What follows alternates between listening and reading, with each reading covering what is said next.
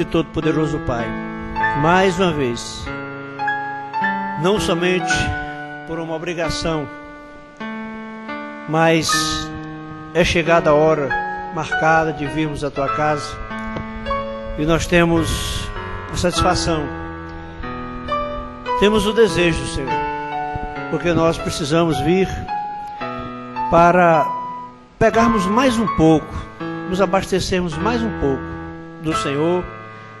A Tua palavra é a nossa força, é que nos preenche. O irmão Bruno disse que o Espírito Santo se alimenta da palavra. O cão branco, e muitas vezes nós estamos deixando o cão branco passar fome, porque não lemos, porque não meditamos, porque não buscamos a presença do Senhor. Mas nós reconhecemos que nós queremos mais da Tua graça. Por isso nós estamos juntos, meu Deus, com o salmista no Salmo 122. Alegrei-me quando me disseram, vamos à casa do Senhor. É uma alegria, Senhor, vir à Tua casa. Pedimos que o Senhor venha partir o pão, que o Teu povo seja abençoado. No nome do Teu Filho, Senhor Jesus Cristo. Amém. Boa noite com Jesus. Graças a Deus que nos dá a vitória por nosso Senhor Jesus Cristo. Apocalipse capítulo 6. Apocalipse capítulo 6 é a abertura dos selos. 7 selos do Apocalipse. Aleluia. Que continham 7 mistérios escondidos. E que, segundo Apocalipse capítulo 10, versículo 7, os mistérios escondidos de Deus seriam revelados nos dias da voz do sétimo anjo. Mas no dia da voz do sétimo anjo, quando tocar a sua trombeta, se cumprirá o segredo de Deus, conforme Deus tem anunciado aos seus servos, os profetas. Então, um profeta sempre foi o revelador de Deus. Amós, capítulo 3, versículo 7, porque certamente o Senhor Jeová não fará coisa alguma, se antes ter revelado os seus segredos aos seus servos, os profetas. Você queria que Deus faça alguma coisa sem revelar aos profetas, sem ser por intermédio de um profeta, é você desconsiderar Amós capítulo 3, versículo 7. Porque ela diz, Deus não faz nada sem ser por intermédio de um mensageiro, um profeta. Então nós vamos ler Apocalipse capítulo 6, versículo 9. E havendo aberto o 5º selo, vi debaixo do altar as almas dos que foram mortos por amor da palavra de Deus e por amor do testemunho que deram, e clamavam com grande voz, dizendo, até quando, ó verdadeiro e santo dominador, não julgas e vingas o nosso sangue dos que habitam sobre a terra? E foram dadas a cada um compridas vestes brancas, e foi-lhes dito que repousasse ainda um pouco de tempo, até que também se completasse o número de seus conservos e seus irmãos, que haviam de ser mortos, como eles foram. Amém. Podemos assentar. Essa é a abertura do 5º selo. É o 5º selo sendo mostrado. Embora que eles estavam mostrados em uma forma de enigma. É uma forma de enigma. O irmão Branham mesmo chegou a pensar que essas almas debaixo do altar é a igreja. Mas depois foi revelado a ele, viu que essas almas debaixo do altar não é a igreja. São os judeus que foram mortos, como nós vamos ver aqui. Essa abertura do 5º selo desarma, desmascara a doutrina do sono da alma, que é a doutrina dos testemunhos de Jeová e dos adventistas. Eles creem que morreu, acabou. Diz que a alma dorme, está dormindo, morreu, acabou-se. Vai ressuscitar quando houver uma ressurreição. Mas até lá, estão como se nunca tivessem existido. Segundo eles. Aí, é claro, todas essas doutrinas, irmãos, elas têm base aonde? Todas essas doutrinas têm base aonde? Onde é que tem base todas essas doutrinas? Na Bíblia. Todas essas doutrinas têm base na Bíblia, mas a partir de uma interpretação equivocada. Apesar da interpretação ser equivocada, mas todas essas doutrinas têm base na Bíblia. E tanto os testemunhos de Jeová como os adventistas se baseiam especialmente no livro de Eclesiastes. Que lá diz, se o homem morrer, aí diz, se acabou o seu... Vamos lá, Eclesiastes... Vamos dar uma lidinha aqui, Eclesiastes. Depois de Provérbios, né? Salmos, Provérbios, Eclesiastes. Tá? Vamos dar uma olhadinha aqui. Onde é que eles se baseiam? Ó, aqui, ó. No 5:3. Você quer saber de onde é que vem os sonhos? Pessoa que sonha demais. Tem pessoa que tem o dom de sonhar. 5:3. Porque dá muita ocupação vem os sonhos. De onde é que vem muito sonho? Da ocupação. E especialmente as pessoas que têm, né? Tem aquela facilidade para sonhar. Tem pessoas que têm facilidade para sonhar. E tem pessoa que fica querendo que sonho seja revelação de Deus. Em primeira instância, sonho não é revelação de Deus. Sonho é uma coisa natural. Eclesiastes 9:5. Porque os vivos sabem que hão de morrer, mas os mortos não sabem coisa nenhuma, nem tampouco que eles jamais têm recompensa, mas a sua memória ficou entregue ao esquecimento. Até o seu amor, o seu ódio e a sua inveja já pereceram, e já não tem parte alguma neste século, nem coisa alguma do que se faz debaixo do sol.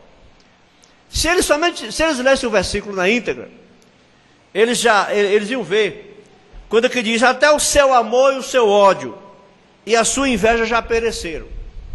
Ora, quando a pessoa morre, tudo que ela tinha, que até os projetos bons, que houve com os projetos bons dela, quando ela morre, pensava em fazer 1000 coisas aqui na terra. Quando ela morre, o que acontece com os projetos dela? Morre com ela. Se acaba, como é que a pessoa morta vai conseguir idealizar projetos? Tá? Ó, até o seu amor, o seu ódio, a sua inveja já pereceram. E já não tem parte alguma neste século. Então quem morreu, não tem mais parte aqui. Em coisa alguma que se faz debaixo do sol. Mas eles pegam só a primeira parte. Porque os vivos sabem que hão de morrer, mas os mortos não sabem coisa nenhuma, nem tampouco que eles jamais têm recompensa, mas a sua memória ficou entregue ao esquecimento. Então eles querem interpretar esse versículo como que a pessoa esteja inativa, como se nunca existisse. Você quer ver uma coisa? Quando a pessoa morre, a gente fala o quê? Em memória, né? Em latim é in memoriam, em memória de quem morreu. Irmão, o que se lembra mais de Ayrton Senna? Ninguém tem mais nem memória de Ayrton Senna. Memória é o ato de lembrar. Ninguém tem mais nem memória, ninguém nem mais lembra que o Ayrton Senna existiu. Vamos dizer assim, né? Um ídolo do Brasil, né? Um representante do Brasil nas corridas. Hoje quem é que sabe? Essas crianças que têm 5, 7 anos nem sabem que existiu o Ayrton Senna. Então sua memória pereceu. Tá? Mas eles se baseiam no versículo desse. Agora, e quando chega aqui em Apocalipse capítulo 6, versículo 9, que João viu as almas dos que foram mortos. E agora? Presta atenção, João viu o quê? Dos que morreram? João viu o quê? João viu as almas dos que foram mortos. Como é que essas almas estavam? Estavam falando, estavam conversando, e tinham entendimento, e podiam ouvir, e podiam se vestir. E podiam se vestir, tá? Então só isso aqui já desmascara essa doutrina do sono da alma. Porque nenhum versículo, segundo a teologia, né, nenhum versículo pode ser dado como doutrina se não tiver sustentação em vários pontos da Bíblia. Então você pegar um versículo desse para dizer que a alma dorme quando morre, que está inconsciente, ela não tem base, porque quando chega o Novo Testamento não tem somente esse versículo que fala. E a parábola do rico e Lázaro? O problema é que você chega para o testemunho de Jeová, você fala da parábola do rico e Lázaro, ele diz, mas é uma parábola.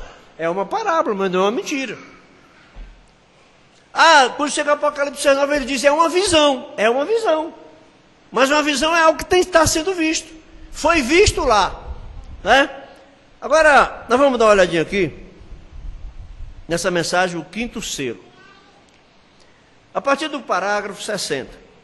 Deus também tem, agora com muito cuidado, quando o anticristo apareceu pela primeira vez, como foi? Quando o anticristo apareceu pela primeira vez, como foi? Sobre um cavalo branco, algo inocente. Cavalo branco, e tinha um arco, porém não tinha flechas. Era apenas uma doutrina na igreja. Queriam ter companheirismo. O companheirismo se tem com Cristo. Porém, eles queriam formar um companheirismo. Já não podiam se conter. Como, por exemplo, às vezes se formam grupos na igreja. Tem que ter cuidado com isso aqui, meu irmão. Isso aqui é maldição. Grupo se formar na igreja. O grupinho do fulaninho, o grupinho da fulaninha. Isso é desgraça na igreja. Grupinhos formados. Não servem para nada, não servem para fermentar as coisas. Vocês pastores sabem disso. Como dizem, sempre se ajuntam as aves da mesma plumagem. Aí diga-me com quem tu andas, e eu direi quem tu és. Aves da mesma plumagem andam juntas. E o ditado popular, dize-me com quem tu andas, e eu direi quem tu és. Porém, irmãos, se em verdade somos renascidos, essa não é a atitude correta. Presta atenção. Se em verdade somos renascidos, essa não é a atitude correta. Se vemos algo mal em nosso irmão, devemos orar e mantermos essa coisa diante de Deus e amar o irmão até que o tragamos à própria presença de Deus. Assim se deve fazer. Haverá joio, porque assim nos disse Jesus. Porém não vá você tirá-los, porque também tirará o trigo. Pastor Joaquim tem usado essa expressão. Não se pode arrancar o joio, porque arranca trigo junto. Mas isso Jesus disse, e isso o irmão Brana também nos diz aqui. Irmão, não se pode arrancar joio. Mesmo se você vê joio, você não pode arrancar o joio. Você vai perder trigo junto. Então veja. Deixe-os quietos. Ele fará a separação quando chegar o tempo correto. O problema é que nós não podemos esperar. Nós somos avechados. Nós vivemos, somos todos avechados que nem de ouro.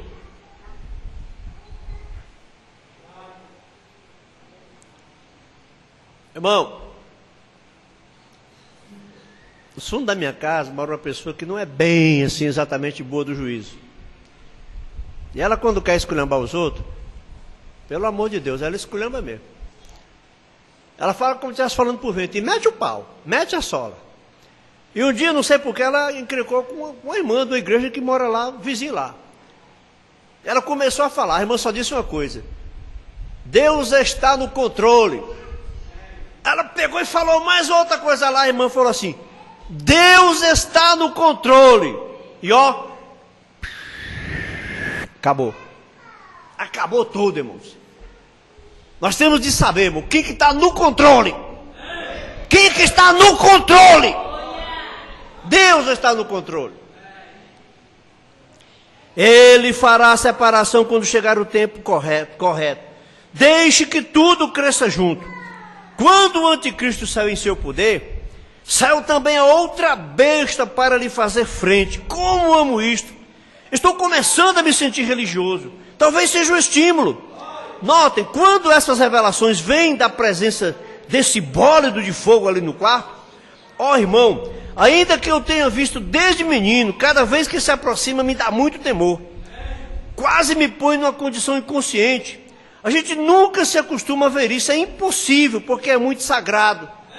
Notem, assim como o anticristo saiu sobre sua besta, seu ministério, besta é poder, representa poder. Você sabe que tudo é medido, você sabe como é que se chama? Você sabe como é que chama a potência dos carros? Não é cavalo, não? É medida em carralo, né? Tem até uma brincadeirinha, um cara passou num carrão, motorzão, aí disse lá para o outro lado, não, né? É HP, que significa horsepower, cavalo de força, né? É comparado e medido com a força de um cavalo. Então besta é poder. Aí passou o cabra num carrão lá, passou por um carreteirozinho numa carroça, puxada por um burro. Aí foi e disse: ei, meu filho, aqui é 250 cavalos. Aí foi embora. Chegou lá na frente, atolou na lama. Ficou lá atolado na lama. O carroceiro passou aqui e só falou assim: aí, parou para dar água aos bichinhos, né? Parou para dar água aos bichinhos, né? Os cavalos dele, né? Ficou atolado. Mas eu só estou exemplificando que besta é poder. Essas forças são medidas comparando com animais. O cavalo é HP, os motores são medidos em HP, que significa cavalos de força. Ao mesmo tempo, Deus mandou um poder, uma besta, para lhe fazer frente. Então, cada vez que saiu o anticristo sobre sua besta com seu ministério, Deus ao mesmo tempo enviou sua besta em sua própria máscara para anunciar a resistência que estava lhe fazendo. A Bíblia diz: então temerão o nome do Senhor desde o poente, a sua glória desde o nascente do sol. Vindo o inimigo como uma corrente de águas, o Espírito do Senhor arvorará contra ele a sua bandeira. Isaías 59, 19. Então, quando o inimigo saiu em forma de anticristo, Deus mandou certo tipo de poder para fazer-lhe frente. E quando saiu de novo, como cavaleiro do cavalo vermelho, outra cor, outro poder, outro ministério, Deus mandou outro poder para combater-lhe, e assim reter sua igreja, segurar. Saiu o terceiro, e de novo Deus mandou sua terceira besta para fazer o anúncio. Saiu o quarto, e Deus mandou o seu quarto animal, né? Então ali nesse tempo terminou o anticristo e também as eras da igreja. Agora vejam bem isso. Isso aqui é algo tremendo. O irmão Bruno diz aqui que a igreja sobe no fim do terceiro, do quarto selo. Sobe no fim do quarto selo. O quinto selo já são as almas debaixo do altar. O sexto selo é a grande tribulação. E o sétimo é a vinda do Senhor. Então veja, o irmão Bruno vai dizer aqui, a partir do quarto selo, cessam os animais, porque também o Espírito Santo foi embora, não tem mais o que combater. Agora temos visto que o diabo mudou de besta 4 vezes. E estas bestas foram seus poderes que revelou ao mundo. E como veio a terminar sobre o cavalo amarelo, a cor da morte. Na realidade, essa tradução aqui não deveria ser amarelo, é pálido. É porque o pálido é uma cor de amarelo, é um tom de amarelo. Mas é um amarelo doentio, não é simplesmente um amarelo, é um amarelo que representa doença. Na realidade, essa cor aqui é pálida. A cor da morte. Agora vejamos os poderes de Deus. As bestas que Deus mandou para combater isso. A primeira besta de Deus que saiu para enfrentar o anticristo foi quando era apenas o ensinamento. Recordem que quando o anticristo saiu pela primeira vez, foi no ministério de ensino. O anticristo, na primeira vez, foi só um ministério de ensino. Agora veja bem, o que saiu para fazer frente foi o leão. o leão da tribo de Judá, o qual é a palavra. Quando saiu seu falso ensino, a palavra verdadeira saiu para fazer-lhe frente. Aleluia! Quando o anticristo estava dando a volta com seu falso ensinamento, Deus mandou o ensino, seu ensino, a palavra. O leão da tribo de Judá, que é a palavra manifesta no Espírito Santo. E o Espírito Santo estava ali para se manifestar, o qual é a palavra. Por isso, a igreja primitiva tinha curas, milagres, visões e poder, porque foi a palavra vivente na forma do leão da tribo de Judá, saindo para combater aquilo. Amém. Agora entendem? A besta manda seu poder, o anticristo, e Deus manda o seu, a palavra. Irmãos, o que vence o diabo é a palavra.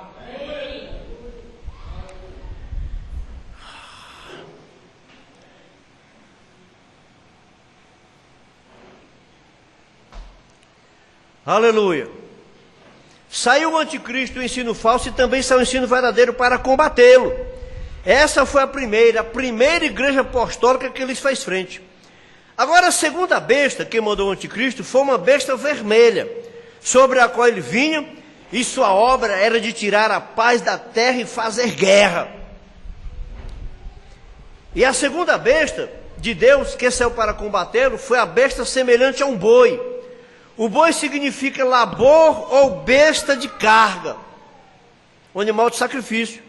Agora vamos deter-nos aqui por um momento para assegurar-nos de que vocês podem entender. Pode ser um pouco confuso para alguns. Vejamos a igreja de Tiatira para ver se não foi a igreja trabalhadora. Irmão, para cada era, Deus envia uma unção própria. Deus envia uma unção própria. A era de Tiatira foi representada pelo boi, a era de sacrifício. O boi é um animal de sacrifício. Deus mandou uma unção que as pessoas iam para a boca dos leões com fé. Porque você não vai não, irmão. Se Deus não te der unção, você não vai para a boca de leão com fé coisa nenhuma. Você vai aos gritos, choros. E eles iam era cantando. Era unção para aquilo. E a segunda besta de Deus que saiu foi semelhante a um boi. Agora vamos deter-nos aqui por um momento para assegurar de que vocês o podem entender. Pode ser um pouco confuso para alguns. Vejamos a era de Tiatira para ver se não foi a igreja trabalhadora. E ao anjo da igreja de Tiatira escreve: isto diz o Filho de Deus, que tem seus olhos como chama de fogo, e os seus pés semelhante ao latão reluzente. Eu conheço as tuas obras, vê você? Tinham muitas obras, porque aquele foi o que estava com eles. E a sua caridade, e a tua caridade, e o teu serviço, e a tua fé, e a tua paciência, e que as tuas últimas obras, menciona 2 vezes, são mais do que as primeiras. Apocalipse 12, do 18 ao 19. Isso ali mostra que a era de Tiatira, depois que se acalmou o anticristo, e entrou a era de Tiatira, a pequena igreja não podia fazer mais que trabalhar. Outra coisa, boi é animal de sacrifício. Eles deram suas vidas da maneira mais gostosa. Nesse período de 1000 anos, a era das trevas, o catolicismo controlava o mundo. Foi uma situação de sim ou não. Não lhes importava morrer. Ainda que fosse a morte, estava bem. Entraram e morreram, porque foi o espírito da era. Eles receberam uma unção de Deus para vencer aquilo. Por isso os grandes homens como Irineu, Policarpo, João, Paulo, estavam combatendo essa coisa. Paulo viu que vinha, ele disse: irmãos, eu sei que depois de minha partida entrarão lobos vorazes, ensinando coisas perversas, e os apartarão. Veja bem aquele apóstolo de pé ali, com suas costas cobertas de chicotada, e seus olhos com lágrimas. Porém, ele podia ver muito mais longe do que esse telescópio que tem hoje, que diz que eles deixam ver 120 milhões de anos-luz no futuro. Ele podia ver a eternidade. Ali estava e predisse que isso sucederia depois de sua morte. E disse: mesmo quando estiver eu da outra era vindoura. Agora, a parte de Paulo, São João foi o que viveu mais que todos. O que Pedro disse, quando Pedro ia seguindo a Jesus, quando Jesus disse: apacenta as minhas ovelhas, segue-me. João vinha correndo atrás e Pedro disse: Senhor, e deste que será? E Jesus disse: se eu quero que ele fique até a minha vinda, que te importa a ti? Segue-me tu. E a Bíblia diz que logo saiu uma doutrina, irmão, que João não morreria antes da vinda de Jesus. E João afirmou, ele não disse que era assim, mas se ele quisesse,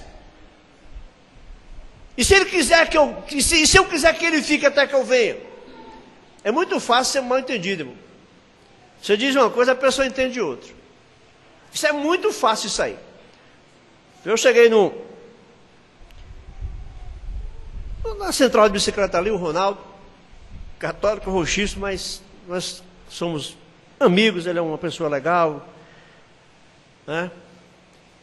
Eu cheguei para ele, eu vinha com uma caixa, era uma torradeira, que eu vinha comprar para dar de presente, pastor Gilmar. Eu falei: Ronaldo, eu preciso dos seus préstimos. Ele disse: comprou? Comprei. Quanto foi? 20 reais. Aí ele veio com 20 reais para me dar. Mas, o que é isso? Você não pediu um empréstimo? Não. Agora você veja, irmão, como um mal entendido. Se não fosse uma coisa que tivesse uma explicação depois, onde é que isso ia dar? Onde é que isso iria dar? Se não houvesse uma explicação depois, isso ia dar onde? Préstimo é favor. O que eu quis dizer foi: Ronaldo, eu preciso de um favor seu. Eu queria apenas que ele guardasse aquela caixa para mim, enquanto eu ia na rua resolver outras coisas. Ele entendeu empréstimo. E segundo o entendimento dele, ele veio com a caixa: você comprou isso aí? Ele achou que estava achando que era o dinheiro para pagar aquilo. Aí ele perguntou: você comprou? Eu tenho que responder o quê? Comprei. Eu estava pensando uma coisa e ele estava pensando outra, completamente diferente. Olha onde é que isso ia dar, irmãos. Lá veio com 20 reais. Olha, se tem uma coisa que, graças a Deus, eu toda a vida me contive, foi pedir dinheiro aos outros. Pedir dinheiro aos outros emprestado. Eu acho que isso acaba com a posição de um pastor. Ficar pedindo dinheiro emprestado a membro.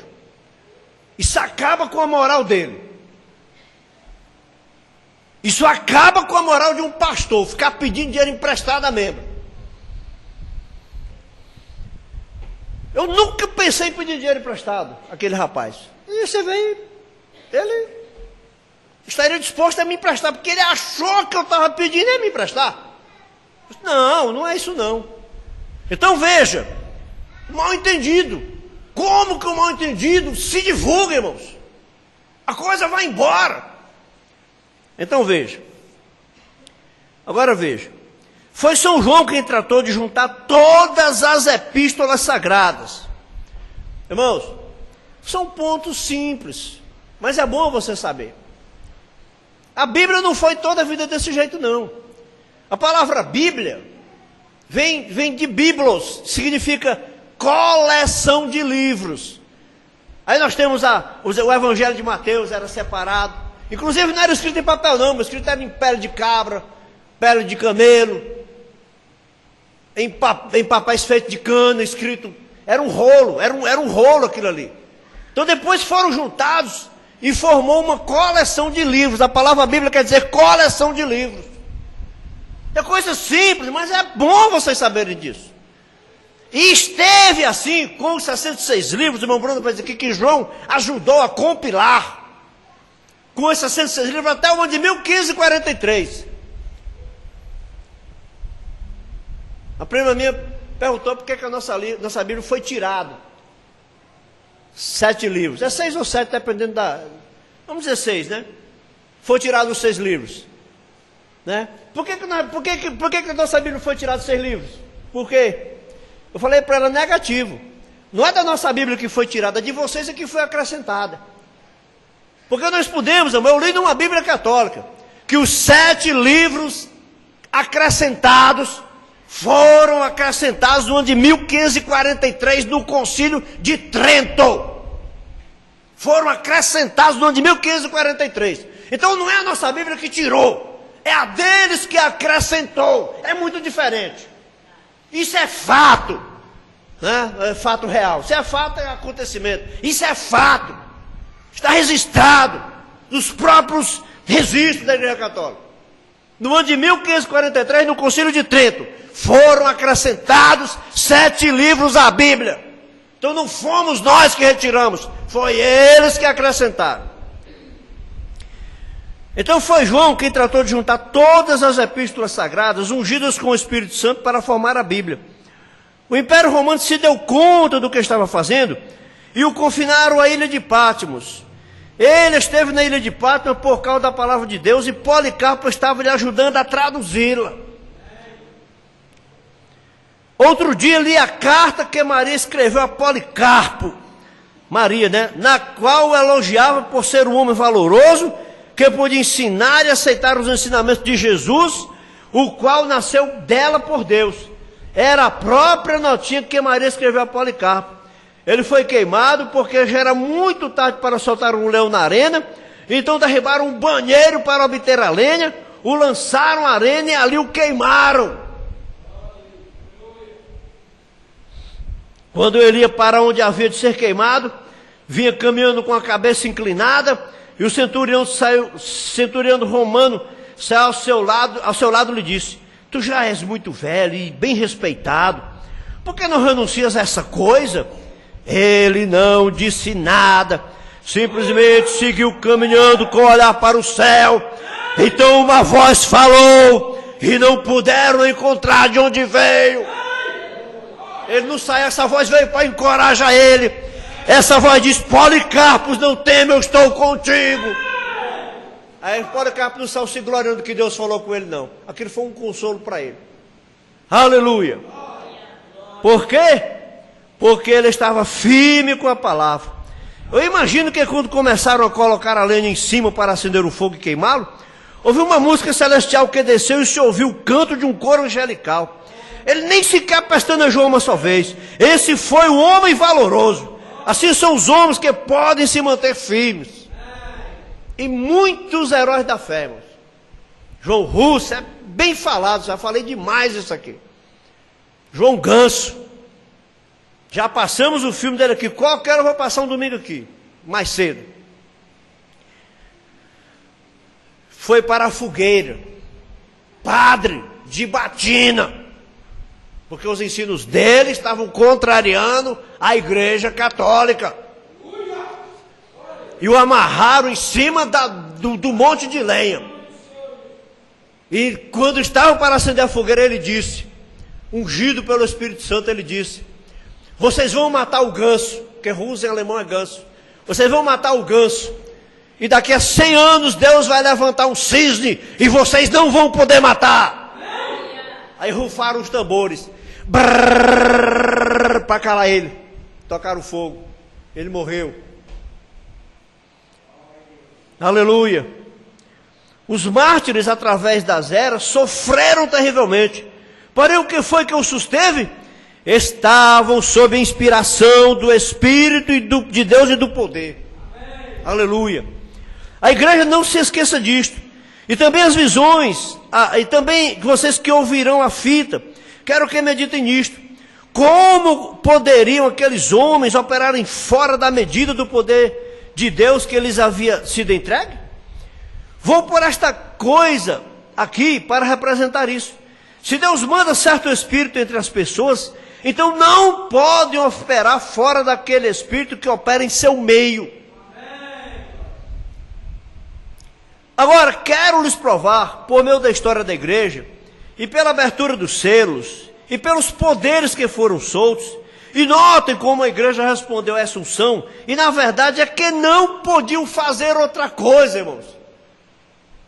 Irmãos, Deus está no controle. Deus está no controle. Nós é que não sabemos esperar. Nós é que nos agitamos com qualquer vento. Veja. E notem como a igreja respondeu à assunção e na verdade não podiam fazer outra coisa. O primeiro animal foi o leão que rugiu, a palavra pura sem adulteração. O segundo foi em Tiatira o boi, a besta de carga e também de sacrifício. Não foi exatamente dessa maneira a pobre igreja de Roma que repousou durante o período escuro de 1000 anos? E todo aquele que não professasse ser da igreja romana, imediatamente era aniquilado. Porque a falsa vinha trabalha assim. A falsa vinha trabalha pela força. O irmão Bruno diz que os pastores falsos mantêm as pessoas presas a ele pelo medo. Pelo medo. Então veja. Eles tinham, e todo aquele que não professasse ser da igreja romana, imediatamente era aniquilado. Eles tinham que trabalhar dando a palavra de casa em casa. Agora, vocês os maçons, vocês se recordam do sinal da cruz? E sabem de que falo, notem. Isso consistia em guardar e preservar essa Bíblia. E tinham que trabalhar um com o outro. Ali você tem o boi. E quando chegou o tempo, como lemos ontem à noite, quando a coisa saiu e veio o animal de sacrifício, eles tiveram que sair. Ele disse, não faças dando ao azeite nem ao vinho. O que fizeram? Voluntariamente saíram para dar suas vidas. Estavam sob uma unção.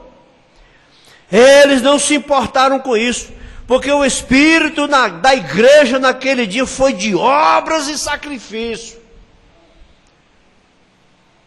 Aí redundou em quê, irmãos? Resultou em quê? A falsa vinha depois queria vender a salvação por obras e sacrifício. Quando o Espírito de Deus deixou de operar naquilo, que aquilo eles faziam não para se salvar, eles faziam porque eram salvos. A falsa vinha começou a oferecer sacrifício para salvar as pessoas. Então veja, eles subiram ali confiadamente, com o coração limpo, ungidos com o verdadeiro Espírito de Deus daquela era, e morreram como heróis, sacrificados. Houve milhares de milhares, por certo, tem registrado 68 milhões, no período chamado a Santa Inquisição, que diga-se, diabólica. Inquisição é pergunta, se é católico ou não. A pergunta era essa, se a doutrina não era católica, ia para a fogueira, ia para a forca, ia aí já não era mais boca de leão, já não era boca de leão, era Roma pagã. Foi a era do boi, o sacrifício, entendem? Bem, o espírito de sacrifício somente poderia operar nessa era para combater a grande oposição durante 1000 anos. Agora, o terceiro animal que saiu do diabo foi o cavalo negro. E o poder de Deus para combater os poderes do cavalo negro foi um homem. Era o rosto de um homem. Um ser sábio e astuto. Com a sabedoria de Deus. Vocês sabem que o homem é mais sábio que qualquer animal? É mais sábio porque possui, porque pode sobrepujá-lo em astúcia. O homem é mais sutil e perspicaz. Nenhum animal tem a inteligência do homem. Agora a era que seguia a era das trevas, aqui deste lado, durante o giro do cavalo negro, quando cobravam pelos sacrifícios e as demais coisas, e o dinheiro corria, a besta seguinte que saiu para combater isso foi um animal com cara de homem. Era sábio, educado, perspicaz, fino e ungido com o espírito desse dia. Sabedoria, irmãos. Vê você? Agora ele saiu para combatê-lo com a sutileza da sabedoria de Deus com ele. Essa foi a era da reforma, quando se apresentaram Martinho Lutero, João Wesley, Zwinglio, Knox, Calvino e os demais. Vejam bem como desde o final da era das trevas para cá, durante a reforma especialmente, tem sido a sutileza do homem. E o terceiro animal que mandou Satanás era sutil. Vejam o que disse: 2 libras de trigo por um dinheiro, e 6 libras de cevada por um dinheiro. Vê você? Haviam tantas artimanhas para conseguir o dinheiro, a sutileza, né, o modo fino para obter o ouro do mundo, e para que ele entrasse as riquezas, tem sido cumprida exatamente. Começaram a cobrar pelas orações, criaram um lugar chamado purgatório, de onde somente o sacerdócio poderia tirá-lo por suas orações. Tinham que doar suas propriedades e tudo. A igreja, o Estado era o mesmo. Então a igreja se apoderava da propriedade. E não podem ver vocês que há muitos evangelistas de hoje que ainda mantêm essa mesma unção, pedir dinheiro do povo. Unção católica. Unção da Deus é amor, de pedir. Católico. Espírito do anticristo, irmão. Espírito do anticristo. Então veja. E não podem ver que há muitos evangelistas que ainda hoje têm essa mesma unção de pedir. Olha aqui, ó. Pedem aos velhinhos que lhe deem sua pensão. Passa procuração para a igreja, passa procuração para o pastor. Eita, padre velho, só falta a batina. Eita, padre velho pidão, só falta a batina. E que eles assinem testamentos. Olha, irmão, quando você morrer, você não tem ninguém para ficar, porque vai perder mesmo, né? Uma pessoa idosa, não tiver parente nenhum, quando ele morre, a pensão dele perde mesmo. Aí corre lá, irmão, assina para a igreja, irmão, doa para a igreja. De alguma forma na lei. E que eles assinem testamentos, etc. Irmão, é melhor que não me estenda nisso. Irmão Brana disse: quero ficar com isto. Me fixo de novo aqui para ver onde vamos chegar. Como aqueles homens fazem a coisa deles. Dinheiro, irmão. Dinheiro. Quem é que era interessado em dinheiro na Bíblia? Balaão. Balaão era do diabo ou era de Deus? Hã? Balaão era do diabo? Era profeta do diabo ou profeta de Deus? Hã? De Deus. Por que ele era profeta de Deus? Porque ele sabia ir a Deus e Deus respondia. Agora ele se vendeu por quê? Por que foi que ele se vendeu? Por dinheiro. Se vendeu por dinheiro. Irmãos, não é brincadeira não. Pense nisso, ó. Vamos parar e pensar. O que Balaão fez? A Bíblia diz que Balaque não gostava de Israel. E Balaque era, sabe o quê? Primo de Israel. E odiava Israel. Balaque era filho de uma das filhas de Ló. Com o próprio Ló. Era primo de Israel. E odiava Israel. E não queria Israel passando. E Israel tinha que passar porque Deus mandou. Vai se meter na frente do que Deus mandou. Se mete.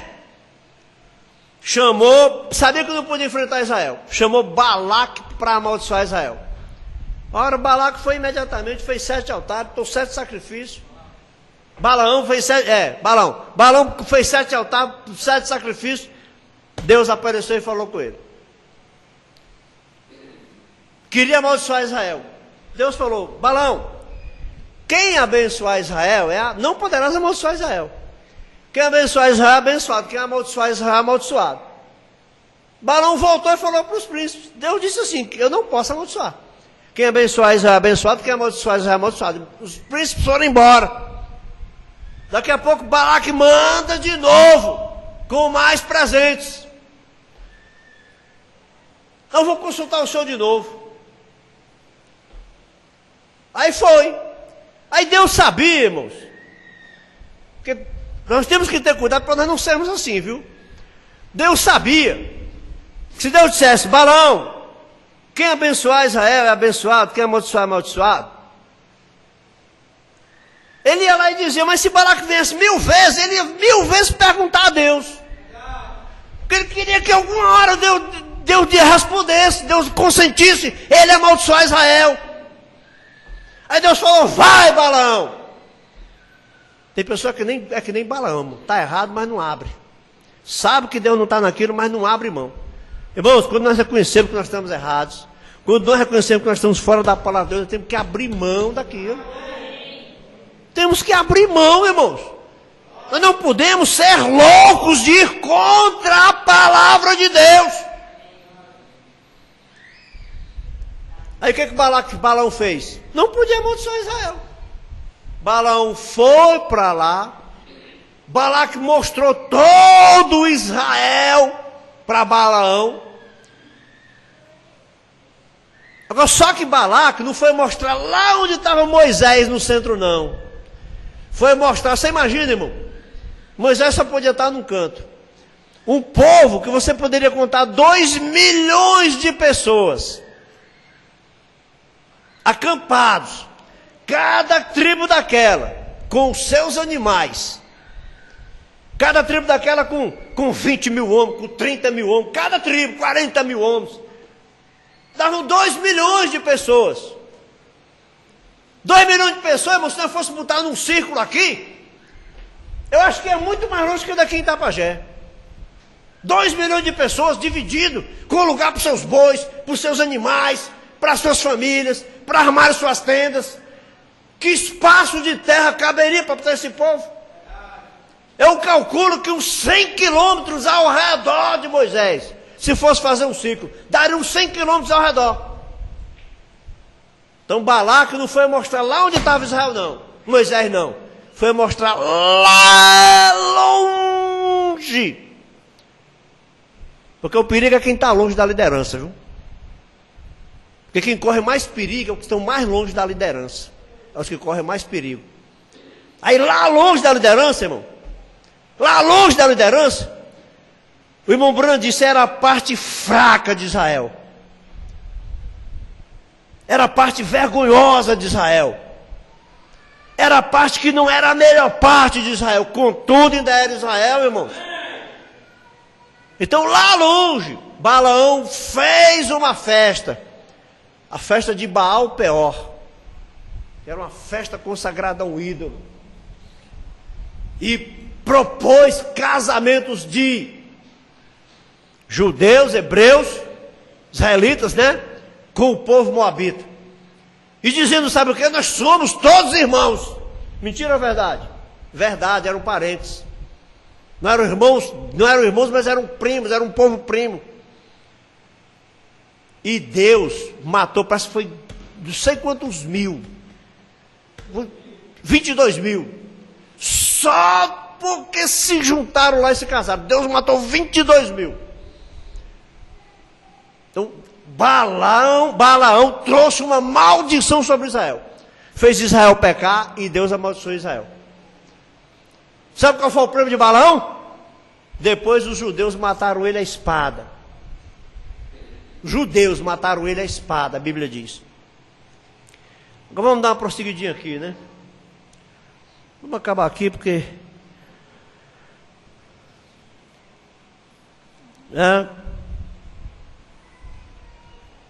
Então vimos que a besta que veio para combatê-lo foi com semelhança de homem.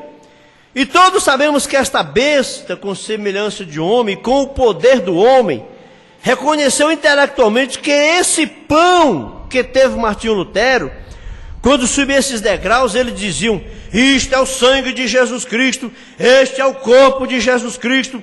Martinho Lutero atirou ao solo e disse, é pão e vinho. Não é o corpo de Jesus Cristo, porque já tem sido exaltado, está à destra de Deus, fazendo intercessão. Ali estava a sabedoria na era do homem. Minha prima veio me dizer que um padre celebrava a missa, dava comunhão, mas não cria. Não cria que o pão virava, tá? Que o pão virava carne. Aí aconteceu o milagre. Aí o pão virou carne. E foi feito o exame, era um pedaço de coração.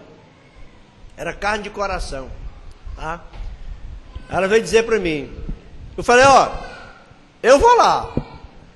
Eu levo o pão. Eu levo o vinho.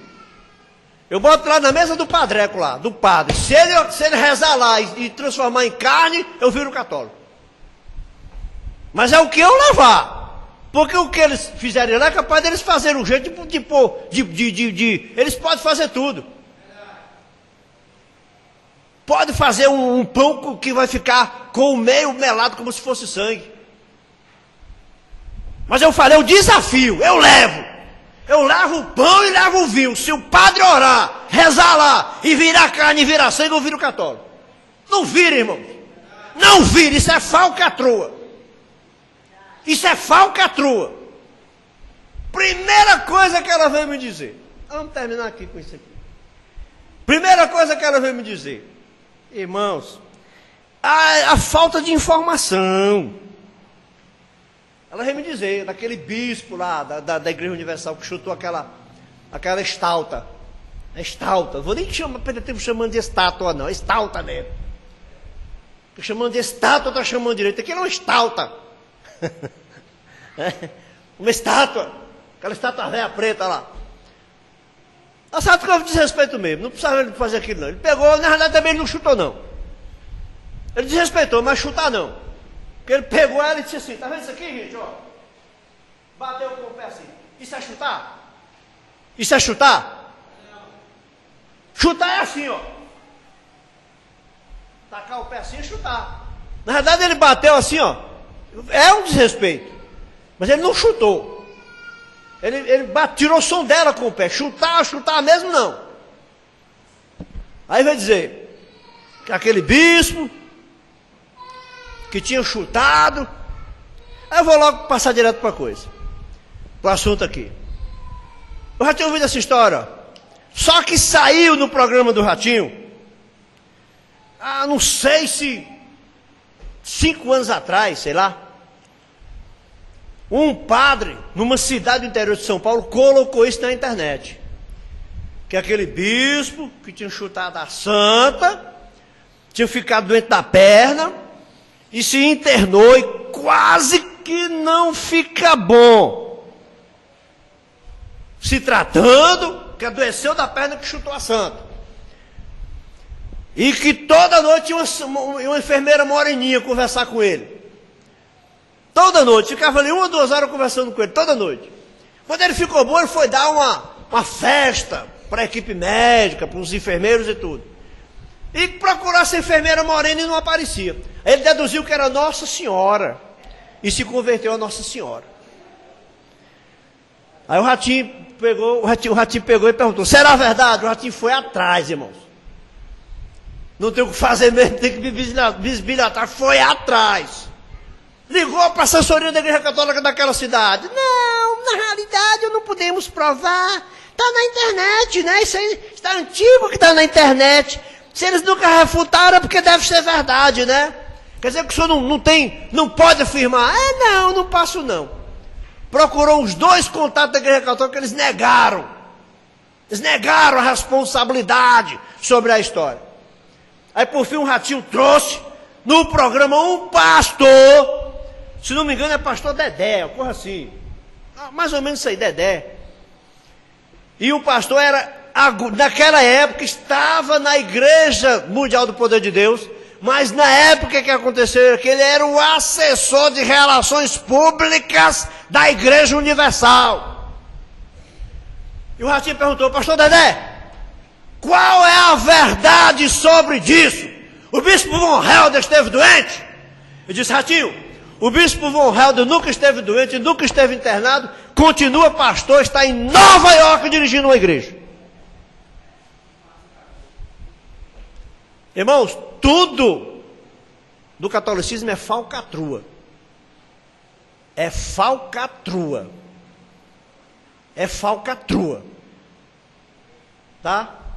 Essa história aí, por que eles não foram rebater? Agora eu que pergunto, por que eles não rebateram? O Ratinho botou essa reportagem em nível nacional aí para o Brasil inteiro. Por que eles não foram dizer, não senhor, pera aqui, vamos levar o bispo lá, o bispo virou até padre agora. O bispo virou até padre agora. Não. O assessor falou, o bispo Von Helder nunca esteve doente, nunca esteve internado. Quer dizer, derrubou essa mentira. Olha o que minha prima, o pobre da minha prima está se sustentando numa mentira dessa.